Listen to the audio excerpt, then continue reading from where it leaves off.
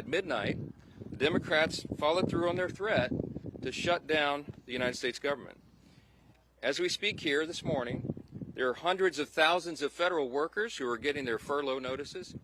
Nearly half of our civilian workforce is being sent home. These are hardworking Americans who work for our federal government.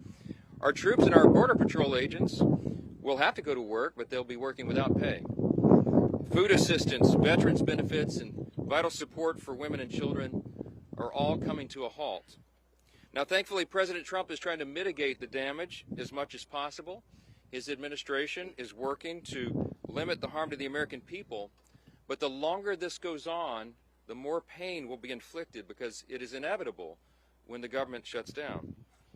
The sad thing about it is that every single bit of this was entirely avoidable.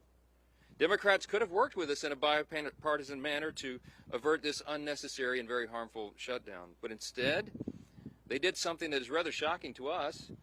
They prioritized taxpayer-funded benefits for illegal aliens over keeping the government open for American citizens. They themselves positioned that as a binary choice, and it's patently absurd. Listen to what the Democrats are demanding. They demanded, in exchange for our simple, clean, 24-page bipartisan continuing resolution, the same one that Chuck Schumer and the Democrats voted for just a few months back in March. In exchange for that, they rejected it, and they demanded something else. They wanted us to add over $1.5 trillion in new federal spending, paid for, of course, by hardworking American taxpayers, simply for funding the government at current Biden level spending levels. We are not going to do that. We can't do that. We won't do it. Almost 2 weeks ago, the House did our job. In the House, we passed a common-sense, nonpartisan bill to keep the government open. Republicans did our job. We had one Democrat join us there, so it was bipartisan.